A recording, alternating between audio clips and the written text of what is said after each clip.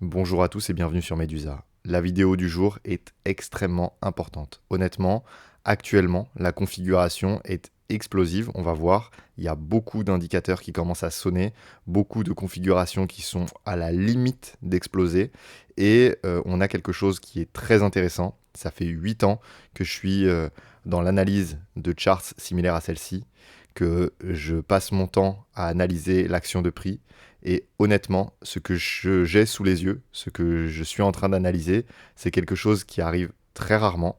C'est déjà arrivé par le passé. Ça nous a donné des choses qui étaient assez énormes. Donc on va analyser tout ça dans cette vidéo. Je vais vous montrer qu'est-ce qui fait que je pense que cette configuration va nous donner un prix beaucoup plus haut que ce qui est prévu actuellement par la majorité des personnes et en combien de temps je pense que ça peut arriver. Ceci n'est pas un conseil en investissement, c'est mon avis, mes analyses. Je vous invite évidemment à corroborer ça avec d'autres analyses, les vôtres également. En tout cas, on va démarrer. Ok, donc ici, on va déjà commencer par la largeur des bandes de Bollinger. Donc ici, ce que vous voyez, si je vous affiche les bandes de Bollinger juste là, vous voyez un canal qui est en train de se resserrer. Ok, et on est à peu près à la moitié de ce canal, on va dire un peu plus proche du top que du bottom, mais vous voyez ici ce canal en train de se resserrer en weekly, d'accord? Vous savez que plus un indicateur nous apporte des informations sur une échelle de temps qui est longue, plus on a un indicateur qui est pertinent et en tout cas une puissance qui sera d'autant plus forte. Ok, ici, vous voyez que par exemple, à ce moment-là, on avait eu juste ici un resserrement des bandes de Bollinger, à peu près similaire, juste là. Et on avait eu ensuite un mouvement explosif, hein, un mouvement qui quand même avait été de l'ordre de plus 180%. Alors, plus 180%, honnêtement, ça va être compliqué maintenant, mais regardez-moi la configuration de cet indicateur. Ok, ici, on a quelque chose qu'on n'avait pas vu depuis ici, à la limite, et encore, on est en train de se resserrer encore plus fortement, d'accord? Donc là, on est en train d'avoir une situation inédite en termes d'explosivité. Ça, cet indicateur-là, il va vous dire si on a un mouvement explosif qui se prépare. Il ne va pas vous donner la direction, il va vous donner l'importance de ce mouvement. Ici, vous voyez que on a un mouvement qui est aussi important que ce qu'on avait pu avoir ici, si ce n'est plus. Si on regarde maintenant en daily ce qui se passe, en daily, on est en train d'avoir une résolution, c'est-à-dire que ici, vous voyez que les bandes de Bollinger s'étaient fortement resserrées. On a commencé à avoir un début de direction qui a été donné, avec ici, on avait eu un resserrement juste là, ok, juste ici, et on commence à voir, on a eu une chasse au stop sur le dessus, une chasse au stop sur le dessous du prix, et on est en train de repartir. Vous voyez qu'ici, on est en train de consolider, mais si on regarde un peu plus en échelle de temps courte, donc ici je suis en horaire, vous voyez qu'on a une consolidation du prix très forte et que très vraisemblablement quand ça va céder, le prix va partir tout simplement comme un élastique qu'on aurait trop tendu. Et ça risque d'être très très violent. Ok. Si maintenant on regarde un petit peu de nos indicateurs, vous voyez que ici, on a au niveau des ETF Bitcoin eu beaucoup d'entrées. Vous savez que je regarde toujours le portefeuille de BlackRock parce que c'est celui qui est le plus révélateur. Honnêtement, les autres ont des comportements beaucoup plus erratiques. Lui, il vous indique vraiment, le portefeuille de BlackRock, la direction que prennent les gros portefeuilles. Alors, effectivement, n'importe qui peut acheter de cet ETF. Mais quand on a des inflows de l'ordre de 300 millions de dollars chaque jour depuis plusieurs jours, vous vous doutez bien que ce n'est pas des petits portefeuilles, ok? Parce que les petits portefeuilles, ils vont plutôt avoir tendance à acheter directement sur du spot, via Binance, via Coinbase, etc. Ici, c'est généralement des plus gros tickets. Ok.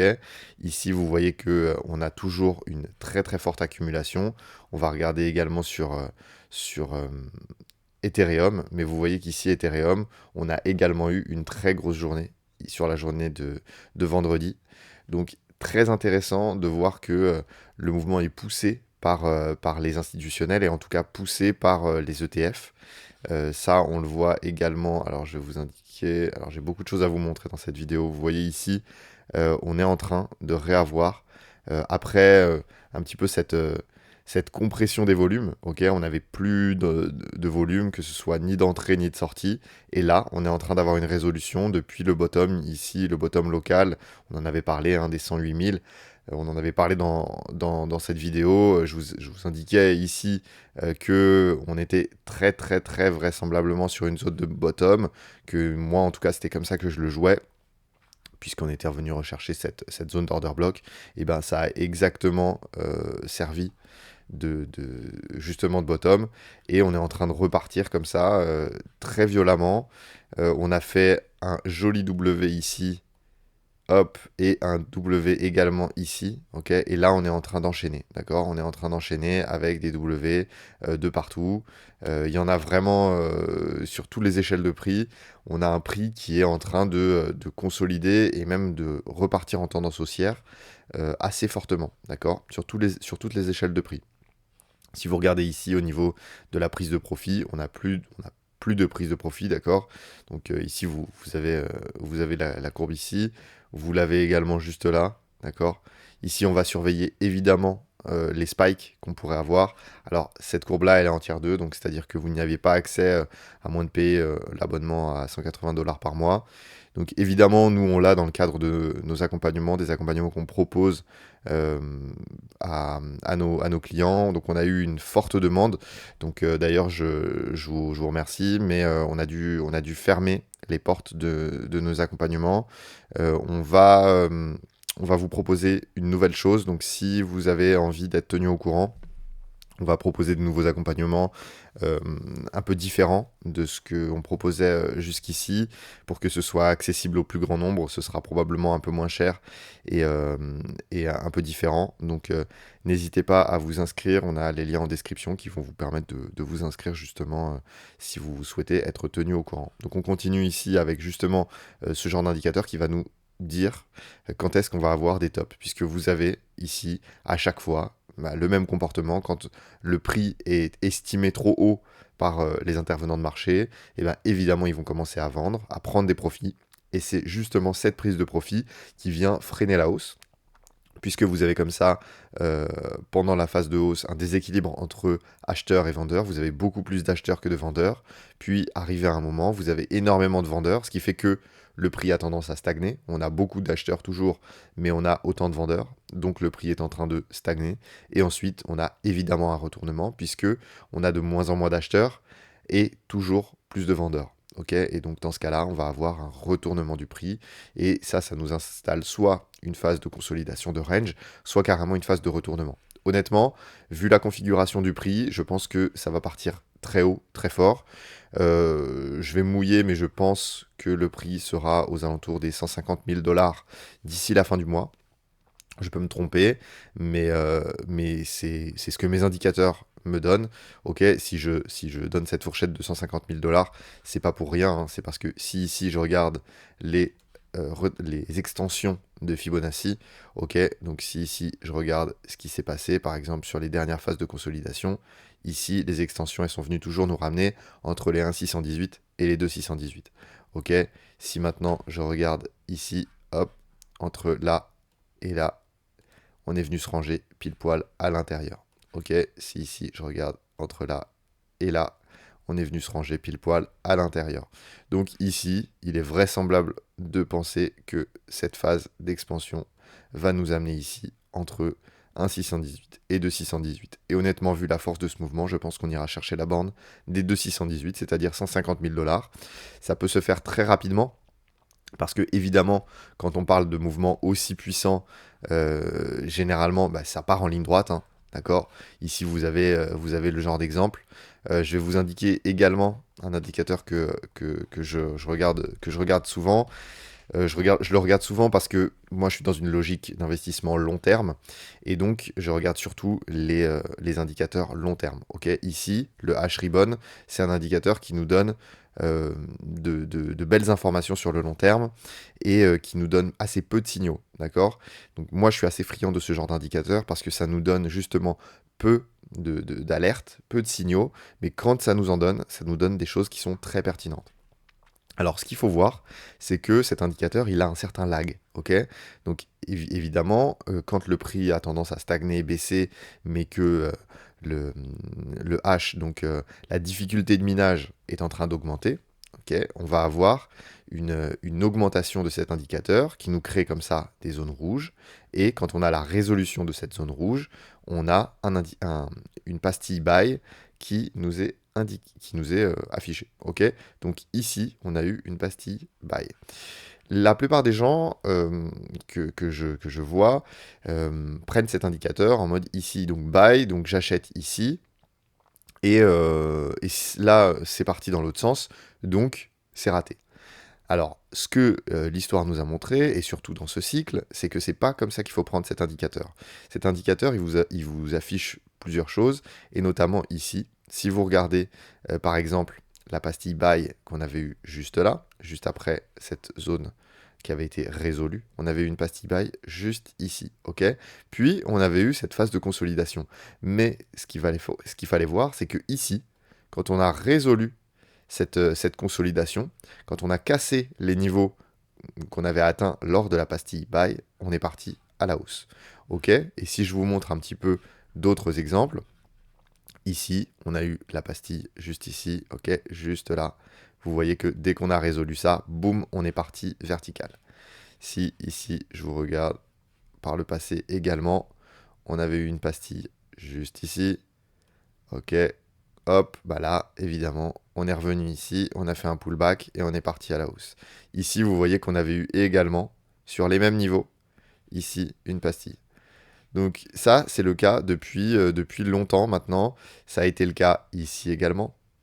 Ok. Donc je ne vais pas tous les faire, mais ça a été le cas également ici. On a cassé, on est parti.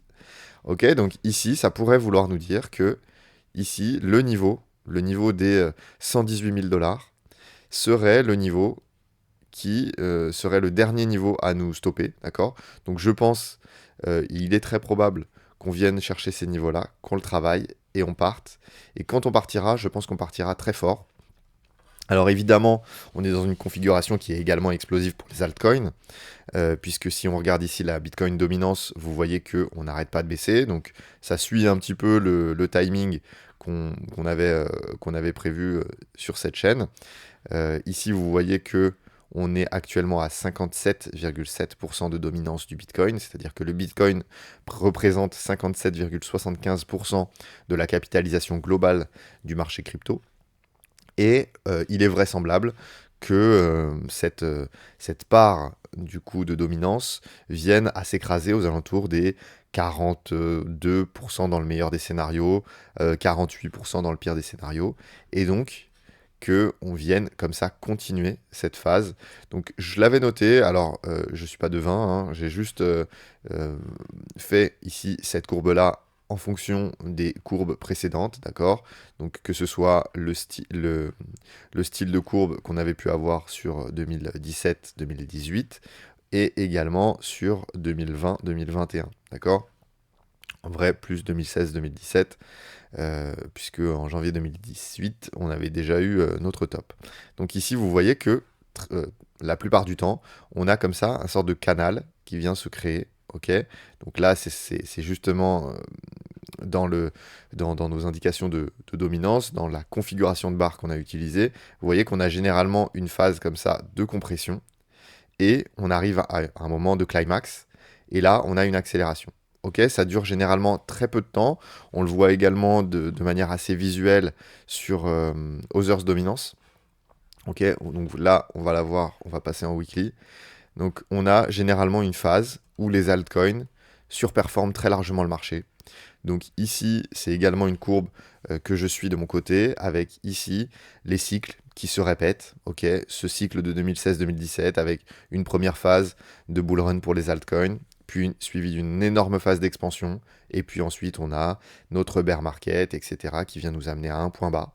On a pareil, la même chose, un début de bull run, puis une énorme phase d'expansion. Vous voyez que ça dure généralement très peu de temps, 17 bars, 20 bars, donc c'est-à-dire 17 semaines, 20 semaines, 22 semaines, c'est ce que je prévois pour cette alt season. Ça a tendance à s'allonger, à être moins puissant et à s'allonger. Mais vous voyez que ici, donc si on parle de 20 semaines, globalement, ça nous indique qu'on pourrait avoir 4 à 5 mois au maximum, d'accord, de alt season. Honnêtement, 4 à 5 mois, ce serait déjà assez fort, et c'est généralement 4 à 5 mois depuis le point bas. D'accord, depuis le point bas ici, depuis le moment où on a eu un retournement. Ce retournement, on l'a eu ici aux alentours de début juillet. Ok, donc pour le moment, on a un léger retournement parce que évidemment, cette Others dominance, c'est la comparaison entre la capitalisation de Others, c'est-à-dire les capitalisations des altcoins entre le top 11 et le top 125, et la capitalisation de Bitcoin. Donc évidemment, enfin du crypto total d'ailleurs. Donc ici, si on regarde ça, ça nous indique que justement, euh, les Others, donc les petites crypto-monnaies, augmentent plus vite que le reste du marché, que la moyenne du marché. Et vous voyez que ça, généralement, c'est souvent bon signe. Donc là, ça pourrait être juste un rebond, mais honnêtement, vu les autres signaux qu'on est en train d'avoir, ça pourrait nous indiquer que ici, d'ici la fin d'année, ok, je pense peut-être avant Noël, on pourrait trouver notre top sur les altcoins. Donc c'est pour ça qu'il va falloir être très vigilant, et c'est pour ça aussi également qu'il va falloir bien jouer ses coups, être capable d'être bien positionné sur les bonnes cryptos pour évidemment se positionner sur les gagnants. Parce que bah, on sait toujours que dans un cycle, on va avoir des gagnants et des perdants. Et surtout, on va avoir des cryptos qui vont avoir tendance à stagner, à faire du plus 15, plus 20% sur la totalité du cycle. Alors que vous allez avoir d'autres cryptos qui vont plutôt, elles, s'en sortir avec des x6, x7, x8, x10, x50. Enfin voilà. Donc évidemment, jouer le x50, surtout actuellement dans le cycle, c'est évidemment très peu probable.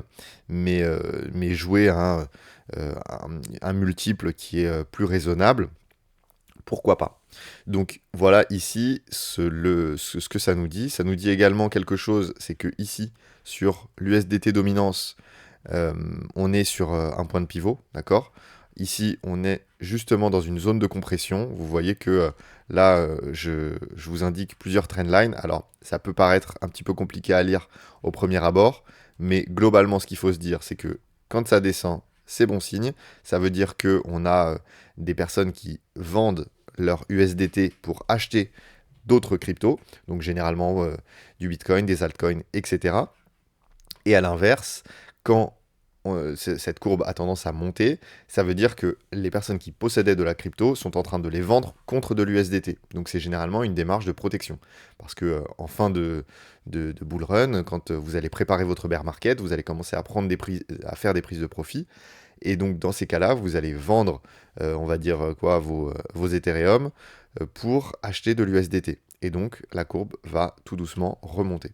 Ici, vous voyez qu'on est dans une phase de compression depuis un bon moment. On suit cette trendline, ok. Et donc là, on est actuellement à 4,25%. Ça veut dire que l'USDT pèse pour 4,25% du marché crypto total.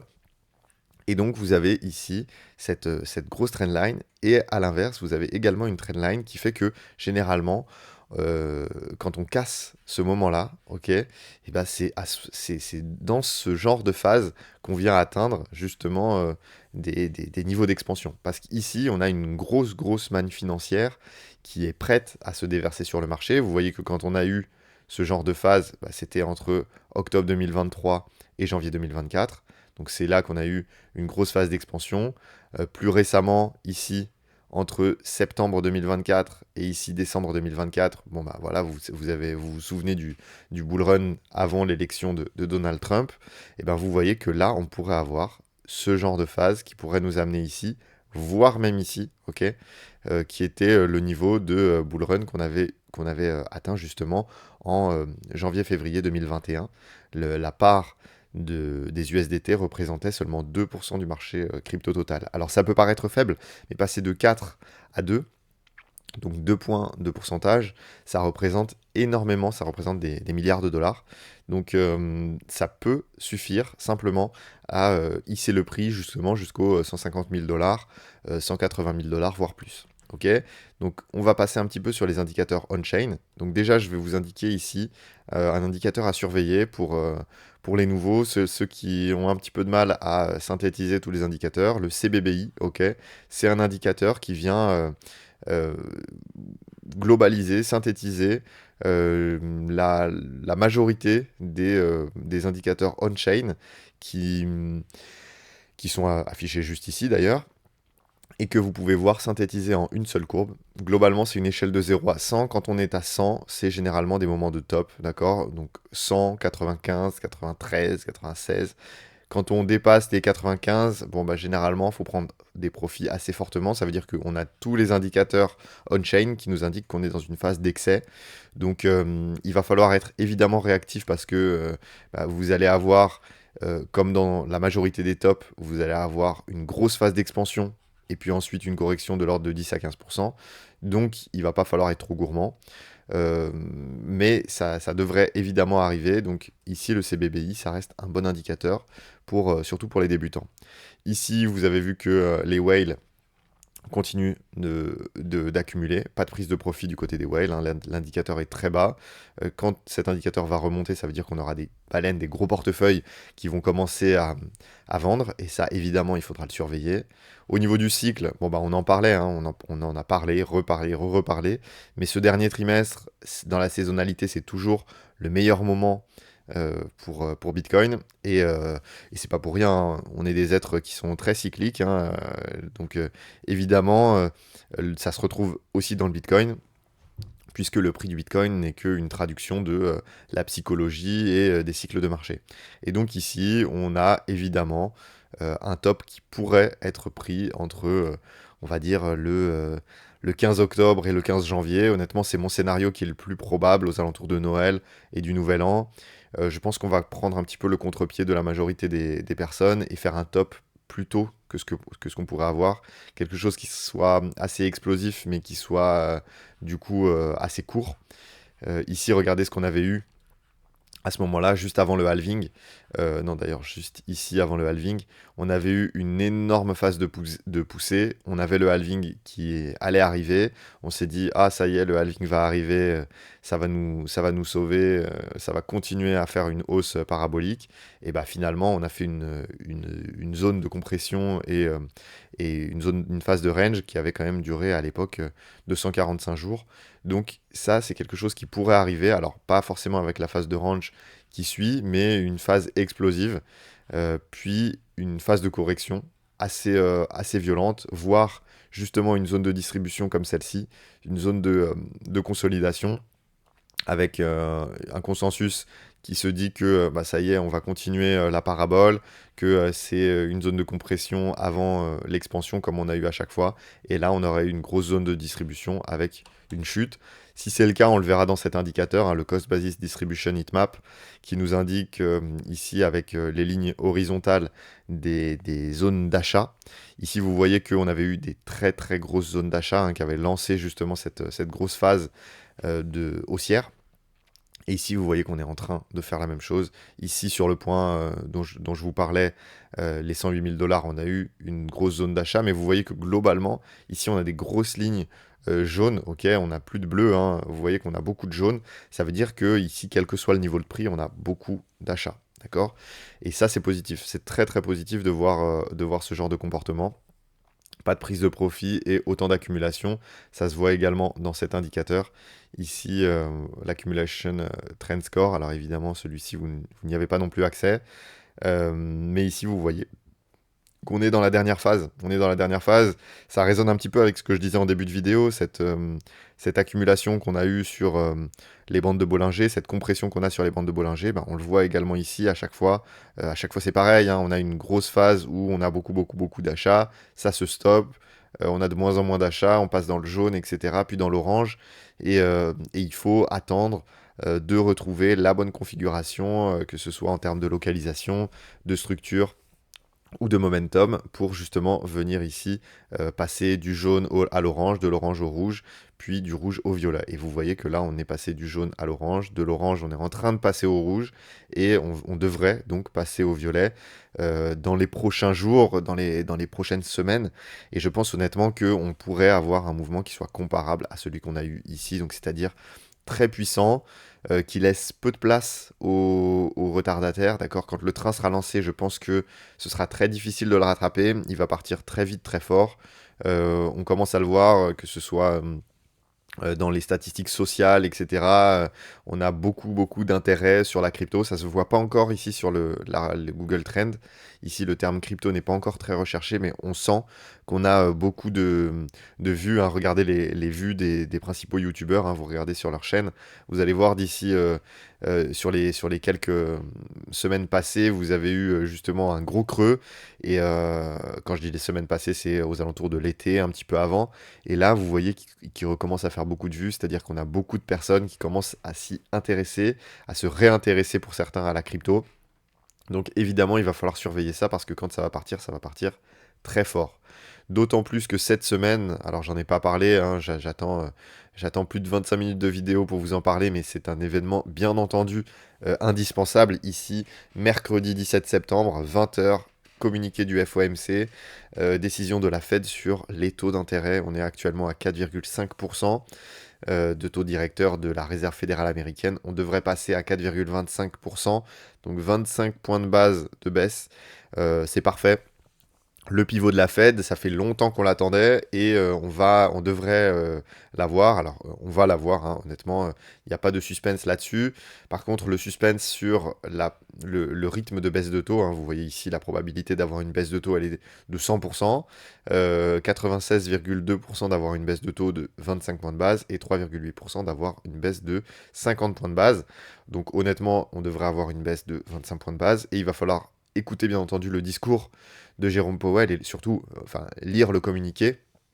Alors évidemment, vous allez avoir des algorithmes qui vont trader le communiqué dès lors où il sera sorti, hein. Vous avez bien avant ChatGPT, j'en parlais dans ma précédente vidéo, mais depuis bien longtemps, les algorithmes sont capables de lire un communiqué du FOMC pour savoir ce qu'il faut en faire sur les marchés.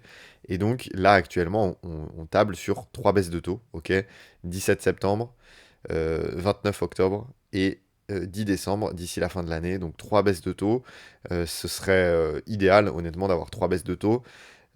Jérôme Powell parlait de 2 baisses de taux dans son précédent communiqué, donc on va voir s'il ajuste la copie et qu'il confirme que la cible, c'est effectivement les 3,75% de taux directeur. Donc ce serait très très positif pour le marché, puisque vous savez que les marchés à risque apprécient énormément la liquidité. Alors c'est pas pour rien, hein, c'est juste que ça crée un déséquilibre de rentabilité entre le marché obligataire et le marché action, c'est-à-dire que le marché obligataire devient de moins en moins intéressant. Donc vous avez le fameux TINA, There is no alternative. Vous vous positionnez évidemment sur le marché à risque puisque c'est le seul qui devient rémunérateur. Et donc dans ces cas-là, vous vous positionnez sur des grosses capitalisations, puis des moyennes, puis des petites, puis de la crypto, puis des petites cryptos, etc. C'est toujours dans le même cycle, hein, ça suit des cycles comme ça depuis des décennies et des décennies. Même si le marché crypto n'existait pas depuis des décennies et des décennies, le marché crypto se comporte comme une nouvelle classe d'actifs plus risqués que les small caps. Ok, donc ni plus ni moins que vous ajoutez cette pile-là dans justement la répartition des actifs et ça vous donne un petit peu près une indication de ce qui va se passer.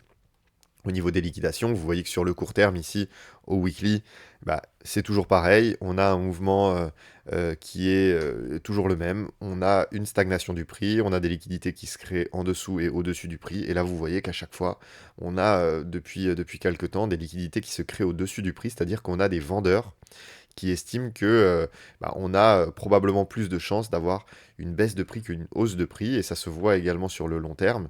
Ici, vous voyez que on a beaucoup de liquidités qui se trouvent ici aux alentours des 116 à 122 000 dollars. Et je pense honnêtement qu'on va aller se nourrir de tout ça pour aller chercher les liquidations qui sont plus hautes, actuellement aux alentours des 135, 140 000 dollars. Je pense honnêtement qu'on pourrait aller le chercher beaucoup plus vite que ce que la majorité pense. Alors évidemment, ceci n'est pas un conseil en investissement. Je vous accompagne, je vous donne mon avis, mes analyses. C'est à vous de faire de prendre vos propres décisions à partir de mes analyses, des analyses de d'autres youtubeurs, les analyses que vous pourriez faire vous-même, etc. Donc en plus, le côté positif, c'est ici qu'on a absolument aucune euphorie sur les altcoins. Donc ici, je ne sais pas si on a assez d'historique, mais ici, si on remonte un peu plus loin, vous voyez un petit peu des phases d'euphorie qu'on avait pu avoir d'ici décembre 2024, des petites euphories, ok, quand on est sur des phases un petit peu jaunes, c'est là qu'on sent qu'on a un petit peu d'emballement sur les altcoins, et vous voyez que ici, quand on a du orange, bon bah là, c'est justement quand on a des phases d'euphorie. Donc on l'a eu sur le coin Trump quand il a été lancé, sur le coin Pump de la plateforme Pump.fun. Donc ici, on n'a strictement rien. Ok, on n'a pas d'euphorie du tout, et ça nous indique que potentiellement, bah, on pourrait avoir du jus pour aller beaucoup, beaucoup plus haut. Et c'est là l'importance du sujet, c'est que si Bitcoin part très fortement à la hausse, on le voit ici sur l'order flow, on a une croissance du prix avec une stagnation de l'open interest et une stagnation des fundings, c'est-à-dire que le prix monte, mais les personnes n'y croient pas, ok. Les investisseurs sur les contrats dérivés ne croient pas à ce mouvement. Ça se voit également ici sur Ether, ok. On a une augmentation du prix, une belle augmentation du prix, hein. On en parlait juste là, hein. Je vous disais ici que la configuration devenait explosive, ok, juste ici. Ici, on avait eu un gros support, et là, on était en train de le franchir. Je vous disais que on avait des belles chances de partir fortement à la hausse. Bon, bah là, on est en train de partir. On est en train de faire une toute petite consolidation, hein. C'est même pas une correction, c'est un léger retracement. Et vous voyez qu'on a déjà tous ceux qui avaient pu se positionner sur ce mouvement haussier sont déjà tous ressortis. Et là, on devrait pouvoir avoir une phase de rampe de lancement. Et c'est très plaisant de voir Ethereum l'idée le marché comme ça, parce que quand lui va fortement performer, on va avoir tout le secteur des altcoins qui va performer avec lui. Évidemment, dans une certaine mesure, vous allez avoir, je vous le rappelle, hein, mais des cryptos qui vont avoir des performances vraiment exceptionnelles et d'autres un petit peu moins.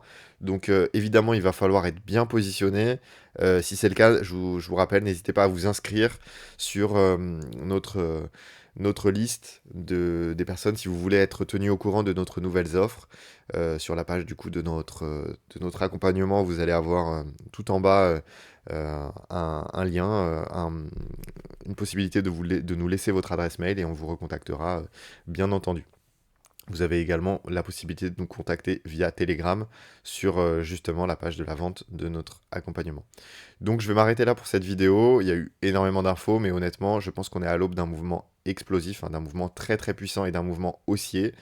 Donc évidemment, je me mouille, mais je pense que un Ether aux alentours des 5500 dollars avant la fin du mois, un Bitcoin aux alentours des 150 000 dollars avant la fin du mois, c'est quelque chose de très très probable. Donc écoutez, je vais vous laisser là. Je vous souhaite une bonne semaine, un bon FOMC, et on se retrouve justement jeudi matin pour débriefer du FOMC. Et évidemment, bah, pour ceux qui souhaitent être accompagnés, n'hésitez surtout pas. Voilà, je vous remercie, au revoir.